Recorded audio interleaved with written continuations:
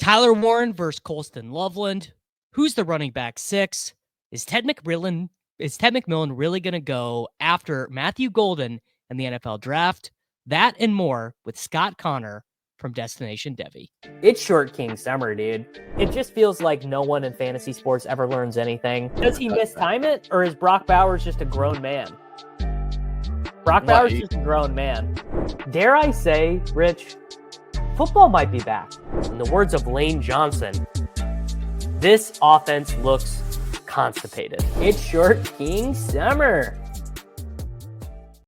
All right, my man. Welcome to the YouTube channel. Had to call in the big guns to answer some of the most pressing questions in Dynasty Fantasy Football in the NFL Draft. Right now, Mr. Charles Chill FFB from Destination Devy. My guy, how are we doing on this this fine... We're very close to the NFL Draft. We're very, very close to the NFL Draft. I'm well. We're very close, but we could be much closer. It feels like this is always the time of the year where, let's be honest, after free agency, after the combine, there's nothing really new that happens other than opinions sway things one way or the other. I mean, we can have 4 or 5 different narratives on a player in a month period where there's really nothing other than fluff. People reporting stuff because they have, certain drivers or narratives that they want to push or things they don't want to get out there. So I'm ready for the draft. I mean, it's always kind of a downtime, but it's fun to do analysis like this because in a month, none of it's probably going to be mattering, and we're all going to change our tune on many, many players. Very true. I'm in a couple dynasty leagues that actually have their rookie draft before the NFL draft, so I'm trying to lock in right now. Also have a couple leagues where I have just worked out that I have the 1.2, which is maybe a very valuable pick, maybe not that valuable of a pick relative to how it is normally valued. So we are going to begin with, I think, if you do have the 1.2, perhaps the most important question, particularly in non-superflex, which is Matthew Golden versus Ted McMillan. Are you one of these people that buys that Ted McMillan might be a faller in the NFL draft? We did a mock draft on the Ship Chasing channel the other day, and we had Golden going to the Cowboys at 12, and we had Tet falling into the 20s, because if you start to look at it, the Cowboys, or one of the top 10 teams, doesn't view McMillan as one of these premium tier guys. The fall is kind of imaginable. Which side of this are you on? I buy that the fall narrative is true. Just because it's such a strong defensive line class, there's other needs that are going to happen prior to, like you said, there's just not a lot of spots where a team's like, I have to have, especially in this class, that I have to have a receiver with a pick where there's other premier positions. I will say this, though. I don't know if it matters all that much, only because unless you think a receiver is an elite receiver, and if that's the case, they're going to go in the top 5, top 10. Because the NFL does value receiver almost higher than any other position. We can talk about tackles, edge rushers. Like, receivers are getting paid the second most money in the league, and it's really not close, other than 1 or 2 edge rushers out there. But I do think that the receiver class is interesting because we had this narrative of it's Ted McMillan, wide receiver 1 all year, and then all of a sudden, now it's not. But I'm on it. I don't even know if teams view receivers at all like we do. And for a fact, I know that they don't. They don't review receivers like we do in fantasy. We just see wide receiver, and we're looking at how many fantasy points can you put up. But NFL teams are going to view these receivers in totally different lights. You know what I mean? Not every team that needs a receiver is going to go, we're going after this specific archetype. So I can certainly see where Golden would go ahead of Tet. I don't know if that changes anything for me, because Tet's still the best profile receiver in this class. Really not even close. So it comes down to, if I'm breaking ties between the two, sure, if Golden goes at pick 12 and then Tet falls to the 20s, are you really just going to put one over the other, or are you just going to put them in now maybe the same tier where you're still going to start looking at some of the things that lead to fantasy points? And I'm still going to prefer Ted McMillan for that reason. So I don't think anything changes for me, even if the NFL says one's going to go higher than the other. You're absolutely correct. I mean, these guys effectively play different positions at the college level and at the NFL level. If you look at the sims for Golden, just way more busts in here. Just tons of guys who their defining trait was either their, youth, basically guys who were early declares, or the speed. We got John Ross, John Mechie.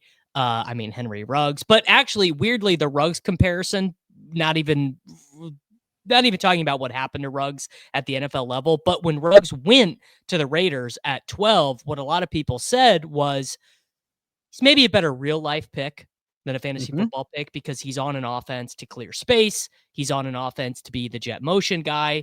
And I mean, he went to the Raiders where we never really got to see that. Whereas Tet, I think it's basically the exact opposite. I think you could argue that Tet might be, I mean, the comparison that everyone makes is Drake London, who does show up on his comps list. But London, you could argue, is a good NFL player, but not a driver of an elite offense. But just the role that McMillan is going to play, going to be very valuable for fantasy because he can play outside. He can play in the slot. He did both, when he was in college. And it's going to be a high receptions role. Whereas Golden, it's hard for me to imagine him playing a high receptions role, like a high volume role in the NFL. He is going to be a guy who's just like super high variance game to game and maybe even season to season.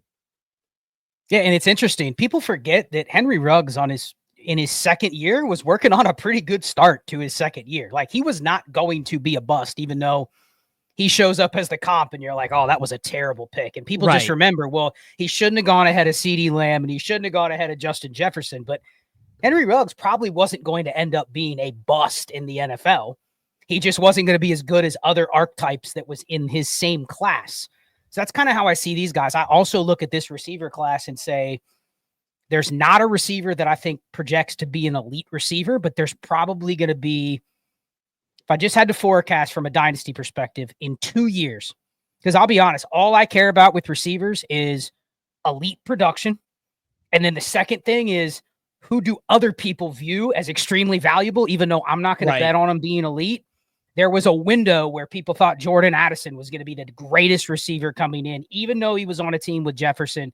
He had top 12 dynasty value. There's many others. Like, who is the community going to say that guy's a stud? Even if I can look at all of their metrics and say, I'm going to guess that guy's probably never going to have a top 5 season, maybe a random top 12 season, but he's probably a wide receiver too. To me, that's Tet.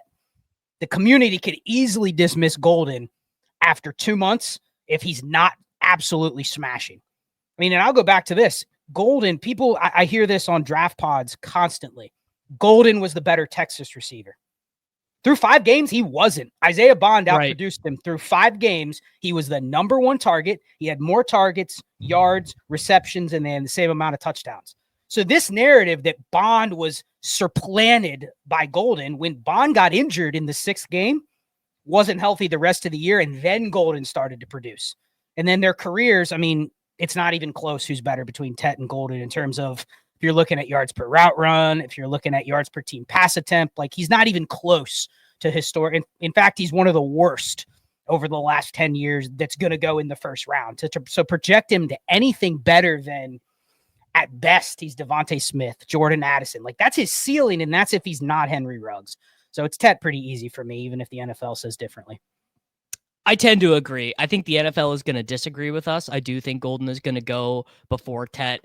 That, I think, is pretty cut and dry. What is not cut and dry is the running back 6. So we have Ashton Jeanty, we have Omarion Hampton, we have the 2 Ohio State guys, Treyveyon Henderson, Quinshon Judkins, and then mostly Kaleb Johnson, if you look around, is the running back 5 in the class. And that is both for dynasty rankings and the order that they're expected to go in the NFL draft. You know, that is pretty clearly the 5.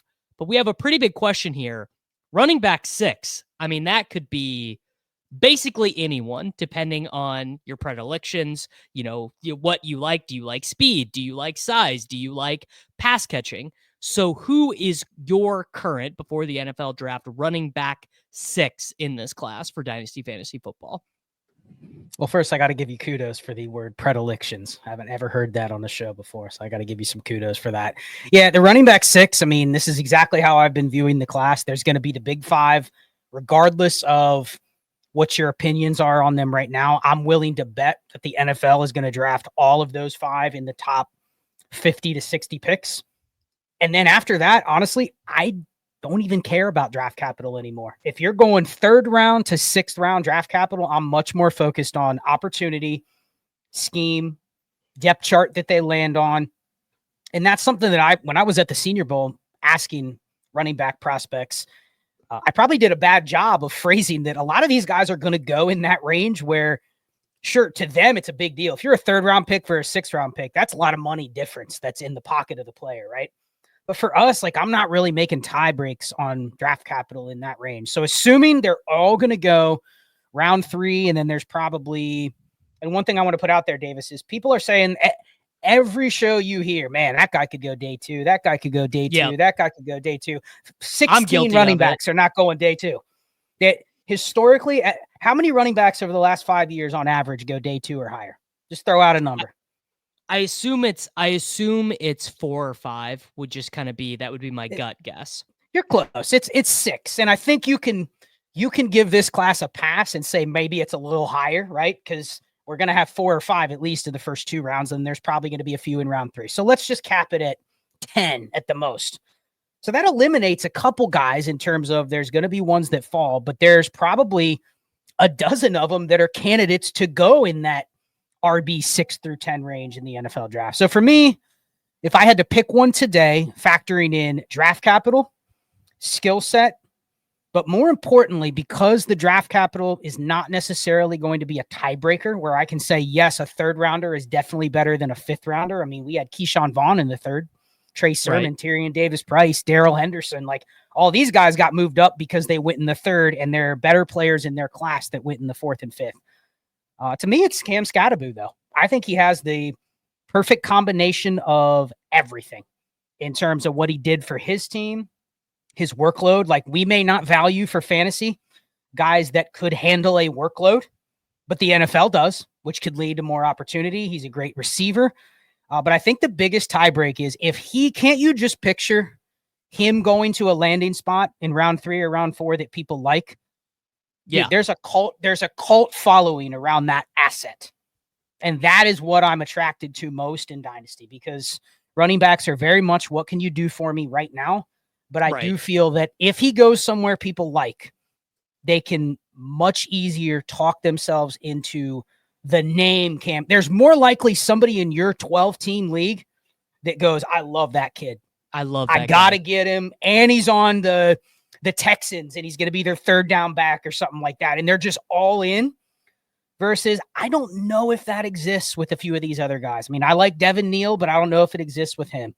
Dylan Sampson, he wasn't really on the radar for a lot of people until people started talking about it post-combine. So I just think it's Skattebo for all those factors. And it may not be that he's the best running back, but I think he's the best running back 6 asset for me. So I like Cam Skattebo, and I don't think that your answer is wrong, because if he does go to one of these spots, let's say the Cowboys take him, let's say the Chiefs take him, let's say the Bengals take him, one of these offenses people like, one of these offenses that uses the running back in the passing game, which certainly I would say that is the thing that Skattebo offers. That would be his elite trait. He handled 52% of the total touches on the Arizona State offense his final year. I also love to see these FCS or D2 guys who step up in competition also handle the workload. So we saw Bashal Tootin be an example of this with the huge increase in workload. He started to struggle with fumbles, 9 fumbles his 2 years at Virginia Tech, despite being so awesome at the combine. Also, he had the huge game against Texas. If you think that doesn't play into it, it definitely does. That's going to be what everyone ties their the opinions you're going to hear on Skattebo for the next year are going to be based on, was that person watching the college football playoff game against Texas? Did they see him throw the pass? Did they see him throwing up on the sideline and then coming back in and scoring the touchdown? I personally am a little bit worried about the fact that he didn't run the 40 at all. Not in terms of like, does that mean he can play or that he can't play, but that he probably was going to run everyone assumed he was going to run a 4.65, right? And then to not run at all means that he's probably slower than that. Now, he did very good at the jumps. He had the 39.5-inch vertical. I think he's athletic enough to play in the NFL, but I will tell you that my guy is Devin Neal. He's a greater size than you think watching him play. Unbelievably productive at the University of Kansas. Had an 80% dominator rating for a team that kind of hung around in the Big 12 out of the backfield, was really efficient as a receiver, 10% market share of the receiving yards his final year at KU. Now, I wanted him to be good at the combine. He really wasn't. He was fine. Basically like he was above a 100 speed score. I want to say he was a 6.5 RAS, all of which is like fine. I would tell you my high upside comp for him, very Kyron Williams, Bucky Irving in terms of very, very productive in school, very strong receiver, but not athletic enough for a team to be like, we got to get this guy on the field immediately. I also think his skill set, very similar to Skattebo, where his immediate production in the NFL is going to be as a pass catcher, I think. And I imagine that we could see him at very, very similar to what you were just saying, kind of having the Colt following if he is a Chief, if he is a Cowboy. And I think there's a decent chance of him going day 2. Probably not as great as it was before the combine, but if he does go day 2, he's going to be one of the guys that I'm really strong on. The final thing that we got to do here, I mean, this is really the one, because I think people might end up being wrong about this. I think that there is a fairly good chance that Colston Loveland not only ends up being the better fantasy asset, but actually goes before Tyler Warren in the NFL draft. Do you think that is insane, or do you think that is accurate? I don't think it's insane, but man, can we avoid the Colts? We gotta avoid the Colts. That's the thing. You do have to avoid the Colts. And I'll just give a little like kind of dynasty theory on how I'm playing this, because I have a lot of Anthony Richardson. I bought a lot of Anthony Richardson to the point where I'm willing, just with when I have a quarterback like Anthony Richardson that gets to the price that he did after we got benched last year, like I'm willing to just accept that he's just a mercenary. You know what I mean? He's just a running back, and he can just ride out on my roster to the point where if I can get 10 games and half of those are top 10 finishes in a week, that's worth the price that I have to pay. Even if I'm pissing away an early 2nd round pick to get him, I'll just take the games and I'll live with it. But when you accumulate a lot of Anthony Richardson, you start diving into, okay, well, if this is actually successful, the problem is over the last 2 years, the games Richardson's played, I'm going to get, this is a fun fact. How many PPR points has he produced for his passing game per game? Total per game. And Joe Burrow, for instance, last year, he produced 72 PPR points per game for his passing game. What's Richardson at for his career? I'm going to guess sub 30, honestly. Close. Because 32. 32 points. Receptions. Yeah. He doesn't complete passes. It's everything. It's the receptions, which is the passing volume, right? It's the efficiency. I mean, even if he's throwing it 26 times, he's only completing 52% of them at best. So it's one of these places where, like, if you almost need Anthony Richardson to go on fail mode immediately if you want the landing spot to be productive from a value standpoint. Forget about production. I think it's fair to argue that the Colts tight end is not going to produce early relative to some of the other options versus what they're going to cost. I mean, whoever it is, Loveland or Warren, they're going to be the tight end 4, 5, 6 off the board in Dynasty, and they're not going to produce that in the first half of the year. But you almost need Richardson to fail immediately, because the other problem is, like, the draft narratives, they need a number one option for him, right? They need an outlet for him where he can get some easy completions. But dude, they have 2 like commanding receivers on their team already that Josh Downs and Michael Pittman are just not going to never get the ball. So it's like, where is the pie going to divide up for this tight end early? And I'm just not interested in taking, even if Loveland goes to the Colts as the first tight end, I'm just not interested using a rookie pick on that guy, knowing the narrative is, well, when Richardson fails, maybe in 2026, I'll be able to have a window where I can recoup what I paid, and I still need the guy to be a difference-making tight end to probably make a profit. So the answer is whoever doesn't go to the Colts. I know that's maybe a little cop-out, but that's it. That's all I got. I think that is valid. Now, one of the landing spots we would have really liked for a tight end would have been the Broncos. Then they signed Evan Ingram to the 2-year deal, so that probably takes them out of the running. You start looking at other spots in the first round, you're like, okay, the Bengals. Well, the Bengals defense is so bad, and their offensive line is not particularly strong either. You can't say that tight end is a need for them. I'm going to stop you there. The Bengals are just dumb enough to draft based on BPA, and it's possible that they have one of these guys as, damn, I mean, like, we saw what Brock Bowers did. Maybe we're going to have a tight end on the top 10 of our board, and because they've made some confounding picks before where they will come out afterwards and say, we just followed our BPA on our board. I'm like, yeah, but you probably don't need Colston Loveland the way your team is constructed today, but I'm not ruling it out. Let me just say that. And I don't know how people would react, but I would be able to definitely get more for that pick if one of these guys goes to the Bengals. Yeah, frankly, I do not love Tyler Warren relative to consensus, and it's for two reasons. The first being, I don't think that he is super athletic. I think he's fine. I think he's enough to get on the, I expect him to be a good NFL player, but there's a big pattern matching thing that is happening with him right now, where because Bowers was so successful and so good, like the pattern matching is, oh, he was awesome, so the tight end one this year is going to be awesome. The concern I have with Warren is he basically was the opposite in terms of production. Bowers came in at 17 years old, dominated on a Georgia team that had all these other studs.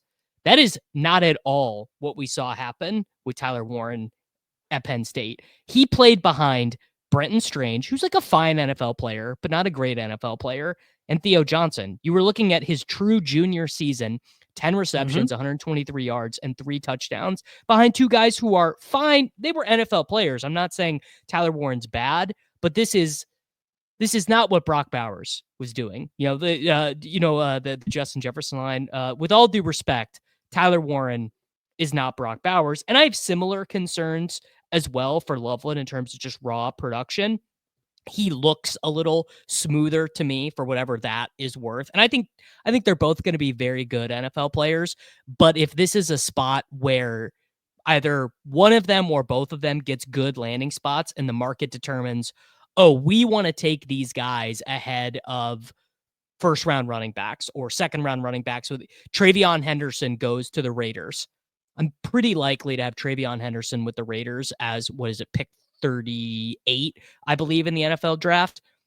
I'm going to prefer that guy to the first round tight end, because neither of these guys to me seem like 90 reception tight ends, the way we have seen with Bowers. Yeah, I mean, the reason that we're having this debate is because in 2022 we had Trey McBride, and in 2023 we had Sam Laporta, and in 2024 we had Brock Bowers. Those are the top 3 tight ends in Dynasty. The rest of the landscape is shitty. And so people are just craving the next tight end. And the problem is, because those 3 happened, when one of these guys or both of these guys goes in the first round and it's not to the Colts, you know where they're going to be in Dynasty? Tight end 3, 4, or 5. So you're already paying for historically a pretty bad bet. It's not a bad bet for a first round tight end to end up being top 12, but you're paying the price that they better be top 5 immediately. And that's just not a historic bet that I want to make, especially with this running back class where you're looking for immediate returns. It's not even close. 100%. All right, boys, that was a look.